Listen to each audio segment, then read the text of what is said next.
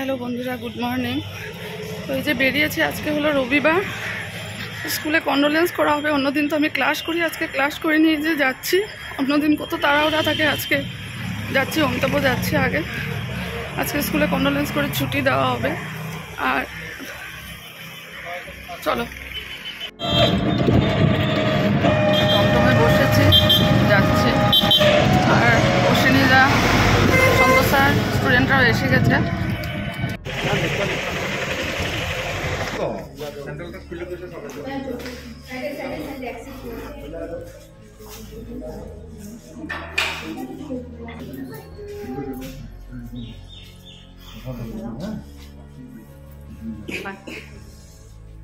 সকলো আহিলে নে এই তেখেতক মাতি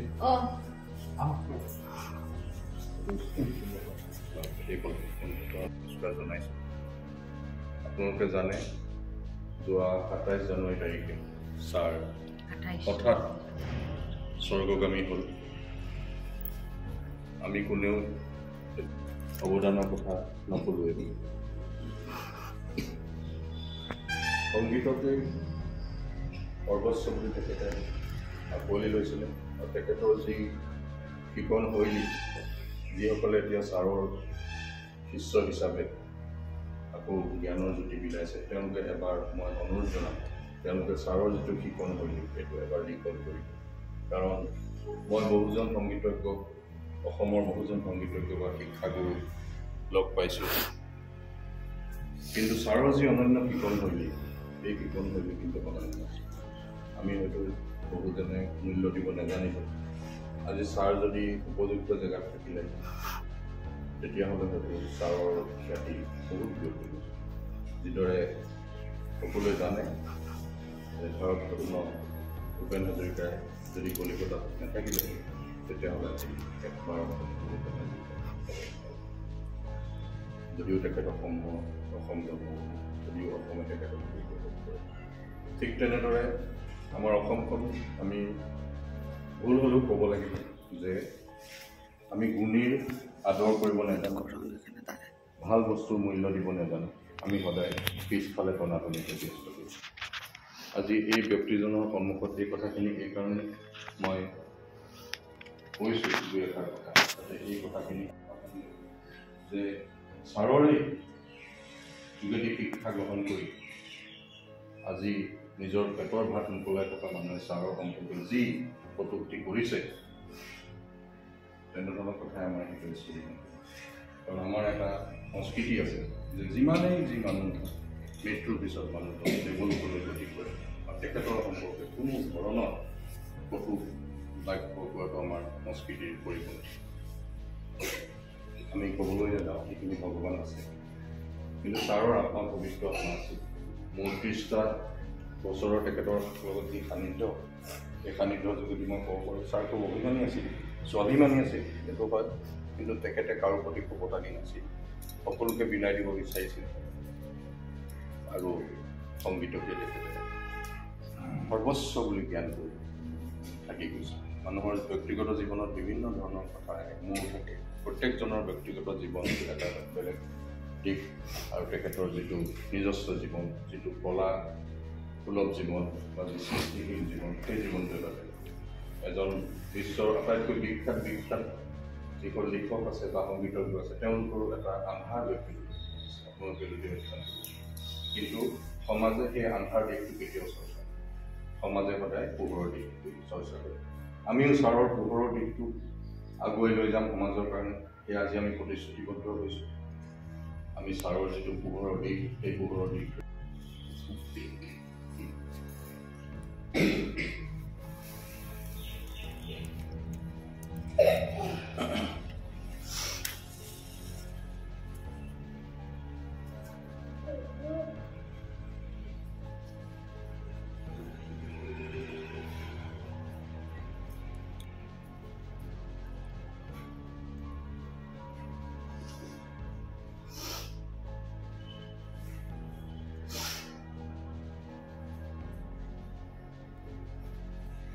ইয়াৰ পিছতে মই আমাৰ মাজত উপস্থিত আছে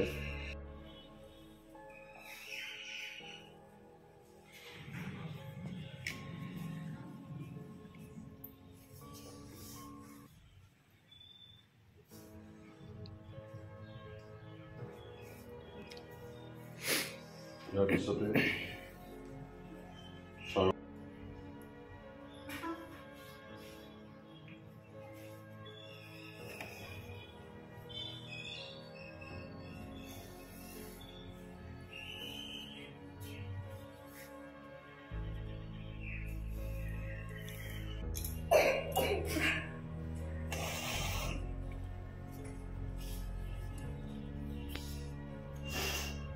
এইখিনিতে আমি সকলোৱে শ্ৰদ্ধা ছাৰৰ সুখবৰ আজি আমি সুলতা বহুত দুৰ্ভাগ্যৰ দিন যে আমি এনেকুৱা এজন ব্যক্তি মাৰ্ঘেৰিটা মিউজিক কলেজৰ অধ্যক্ষ ছাৰক আমি হেৰুৱাই দিম। এইটো আমাৰ কাৰণে বহুত দুৰ্ভাগ্যৰ বটলটো আছিলে তেখেতৰ আত্মাৰ চিৰশান্তি আমি কামনা কৰিছোঁ, লগতে পৰিয়ালবৰ্গৰ এই সমবেদনাও জ্ঞাপন কৰিছোঁ। কিন্তু ছাৰ যিখিনি আমাৰ মাৰ্ঘেৰিটাৰ কাৰণে কৰি গৈছে এইটো মানে আৰু অতুলনীয়। আমি মাৰ্ঘেৰিটাৰ মিউজিক যদি আমাৰ এইটো পৰ্যায়ে আছে তেতিয়াহ'লে আমাৰ ছাৰৰ যথেষ্ট অৱদান। ছাৰ আমাৰ ইয়াৰ কাৰণে মাৰ্ঘেৰিটাৰ কাৰণে বহুত চিন্তা কৰিছে। আমি মিউজিক কলেজখন ART স্কুলত আজি বহু বছৰ ধৰি আমি কৰাৰ পাছত লাষ্ট যিটো কণ্ডিশ্যন হৈছে আমি ছাৰে আমাকেই কৈছে কি কৰা যায় আশিস মোক এটা ব্যৱস্থা কৰি দিয়া। ছাৰ আমি আকৌ এই গোপীনাথ স্কুললৈ ছাৰৰ লগত কথা পাতি আমি এই স্কুলখন ইয়াতে শিফ্ট কৰাইছোঁ। কেইদিন আগৰ কথা। আজি ছাৰ এই কলেজৰ কাৰণে সদায় নিজে চাকৰি তেখেতৰ যিটো যোগ্যতা আছিলে ভাল ভাল চাকৰি পাইছিল সেইখিনি ত্যাগ দি পেলাই অনলি মিউজিকৰ কাৰণে নিজক বিলীন কৰি দিছে। আমি মিউজিকটো নহ'লে ছাৰৰ যিটো যোগ্যতা আছে যিকোনো চাকৰি সেইটো টাইমত চাকৰি মাতি চাকৰি দিছে। সেইটো টাইমত ছাৰে চাকৰি কৰা নাই, ছাৰে সেই মিউজিকৰ কাৰণে নিজক ত্যাগ দিছে। তেখেতৰ সেই অৱদান বা মাৰ্ঘেৰিটাৰ কাৰণে কি কৰি থৈ গৈছে সেইখিনি যিয়ে লগত ছাৰক দিছে তেখেতে জানিব যে মাৰ্ঘেৰিটাৰ এটা যদি মিউজিক জগতত যদি ত্যাগী মানুহ বুলি কয় তেতিয়াহ'লে আমাক এই এক্সাম্পল হিচাপে আমি ছাৰক কওঁ। তেখেতে আজি আমাৰ মাজত নাই, আমি মানে আমাৰ এটা দুৰ্ভাগ্যৰ কথা। কিন্তু তেখেতৰ যিটো আজি আমাৰ স্কুলখন মাৰ্ঘেৰিটা মিউজিক কলেজ এইটো যাতে আমাৰ তৰফৰ পৰা এটা থাকিব যাতে এই মিউজিক কলেজখন যাতে আমি সদায় সকলোৱে মিলি আমি যাতে এটি জীয়াই ৰাখিব পাৰোঁ তাৰ কাৰণে সদায় সকলোৱে চেষ্টা চলাই যাব লাগিব। ময়ো এজ এ ৱাৰ্ড কমিশ্যনাৰ হিচাপে মোৰ কাৰ্যকালৰ ভিতৰত মই যাতে এইটো এটা প্ৰতিষ্ঠিত হৈ পেলাই কোনো এটা পাৰ্মানেণ্ট এটা ঠাই যাতে লৈ ল'ব পৰা যায় সেইখিনিও মই মোৰ তৰফৰ পৰা চেষ্টা চলাই যাম। কিন্তু সকলোৱে যাতে তেখেতৰ তেতিয়াহ'লে তাৰ আত্মাটো আৰু শান্তি পাব। আৰু আমি ভাবোঁ যে মিউজিক কলেজখন যদি আমি বচাই ৰাখিব পাৰিম তেতিয়াহ'লে ছাৰৰ প্ৰকৃত যিটো শ্ৰদ্ধাঞ্জলি সেইটো আজি আমি তেখেতৰ কাৰণে পালন কৰাটো আমাৰ সফল হ'ব বুলি মই এইটো চুমু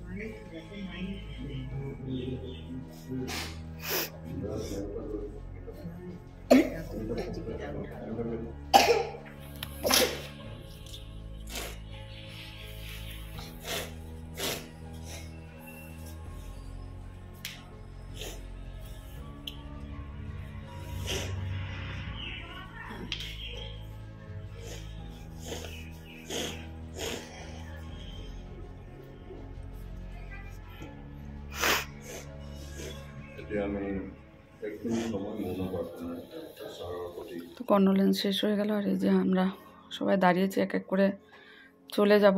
এই যে সন্তোষ স্যারের মিসেসও এসেছিলেন। তো তো চলে আসলাম, সবাই এসেছিল। এইমাত্র বাড়ি এসে পৌঁছলাম। তো সত্যি আজকে এমন একটা দিন, আজকেও রবিবার, অন্য রবিবার কীভাবে তাড়াহুড়া করে যাই, আস্তে আস্তে প্রায় 12:30 1টা হয়ে যায়। একই সাথে আমরা বেরোই, সন্তোষ স্যার আমি। স্যার ওদিকে বাসে উঠে লিদু চলে যায় আর আমি এখানে চলে আসি। আজকেও রবিবার, গানের ক্লাসে গেলাম কিন্তু স্যার আমাদের মধ্যে নেই। এই আর কি, সবাই এসেছিল, কন্ডোলেন্স করলাম, আশিস পালও ছিল। যাকে এটাই আমরা সবাই বলছি, যাতে মিউজিক কলেজটাকে আমরা স্যারের যেটা স্বপ্ন ওইটাকে যাতে সুন্দর করে, আরও সুন্দর করে করতে পারি, এইটাই। চলো, কিছুই ভালো লাগছে না, মনটা আজকে এত খারাপ। আজকে ওয়েদারটাও ভালো না, ভীষণ ঠান্ডা। চলো।